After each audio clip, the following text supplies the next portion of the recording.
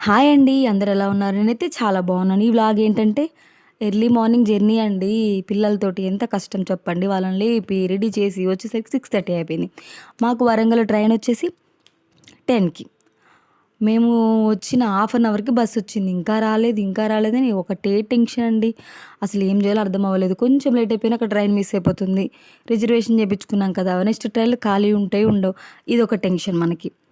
ఏం చేద్దాం, మన మిడిల్ క్లాస్ కష్టాలు ఇలానే ఉంటాయి కదా. ఫైనల్లీ బస్ వచ్చేసి చూసారా మా ఫేస్లు ఎలా వెలిగిపోతున్నాయో.